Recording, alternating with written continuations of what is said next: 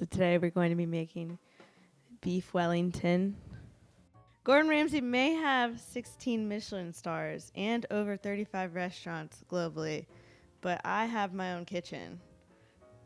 So who's really the real winner in this situation? Beef Wellington fun fact for you. Did you know that beef Wellington was created in celebration of the first Duke of Wellington and his victory at Battle of Waterloo in 1815? I did not know that. Now you know. You're welcome. So first off, you need beef fillets, and going to the grocery store, there was no fillets to be seen. So we got tenderloin instead. It also says a mixture of wild mushrooms, and there was no wild mushrooms, so we got button mushrooms instead. Which, I mean, it's probably still wild at some point in its career as a mushroom. There was no Parma ham, so we got prosciutto, except for the red wine vinegar because it says a splash of that, and I didn't want to buy the whole bottle for that, so we're going to just figure that one out later. We will not only be making beef Wellington, his favorite dish, but also vegetarian Wellington. Wellington. Welling not. Okay, so here we are at the beginning of making this dish. How do you think the beef Wellington will come out? 1 out of 10. 10. Tender.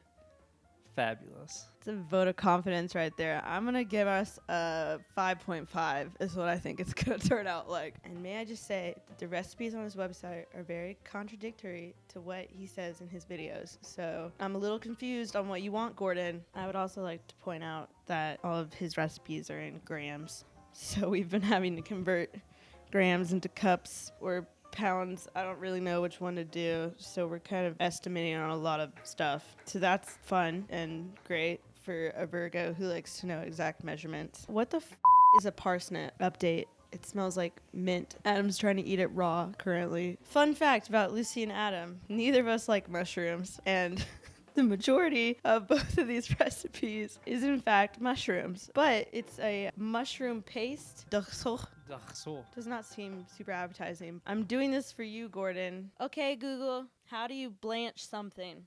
On the website startcooking.com, they say, blanching is a quick way to cook them while preserving that peak crunch and taste. It involves partially cooking something by plunging it into boiling water for a short time, then, shocking, it in ice water to stop the cooking. If you have never seen a Savoy cabbage, this is it. When I Googled Savoy cabbage, it said that it had more veins than regular cabbage, so maybe it works out more. I'm not sure. And I had to buy a whole head of cabbage just for 2 leaves. What are you?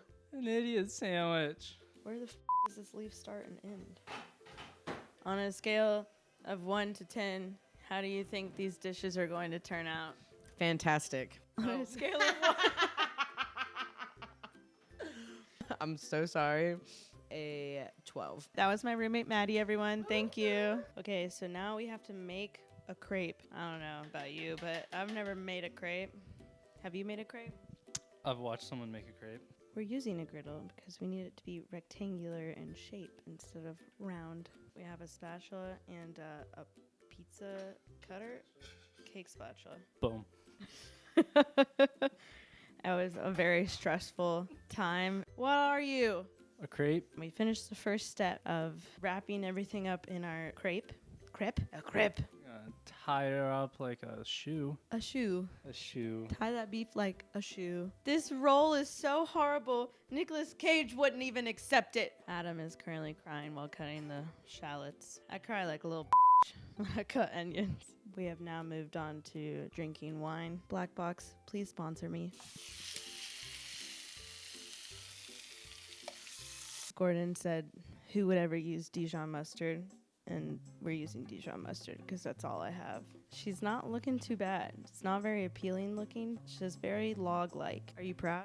Yeah, I'm very proud. We're proud. If you don't have patience, don't make this recipe. Clear your schedules. Or be more prepared than we are. Included in this red wine sauce, we have exactly 12 peppercorns. They look like a rodent's turds. And 1 bay leaf and 1 sprig of thyme. And unfortunately for everyone, we have to cook out the alcohol. Hours later, we don't have a rolling pin, so I have found a wine bottle. As Adam said, we're not bakers, we're alcoholics. Because we have so much free time while we're waiting on this f***ing wine to reduce, we've decided to get real creative and put some designs in our puff pastry. We're taking suggestions. Leave your comments below. You added so much salt and pepper, I can hear the dish singing, push it. The squid's so undercooked, it's still telling SpongeBob to fuck off. For what we are about to eat, may the Lord make us truly not vomit. First impressions. It's a little mushy, but it's nutty. What does it taste like to you? Nutty? Compare it to a dish someone might know. I don't really know. Do you have any idea? No, that's why I'm asking you. The Vegington is on its own. Next level. Liz just took her first bite. First impressions. I feel like I taste a lot of puff pastry. Fair. I honestly don't know if I got the inside at all. She's contemplating. That's really good. I like that. It honestly kind of tastes beefy without there being beef in it, or like meaty. You heard it here first, guys. We did it. Beef Wellington without the beef, baby. So we had to put the beef Wellington back into the oven for a little bit because it looked a little rare/raw. It was most definitely raw. So how is your second impressions of the beef Wellington? It's honestly delicious. We recooked it, but it's still medium rare in the middle. I really enjoy it. If you could describe the taste to someone who's watching this, what would you describe it as? Pretty salty with the prosciutto and the seasoned steak and all that jazz. The red wine reduction sauce that we made elevates it. It's delicious. It's better than Outback. Elevates the dish.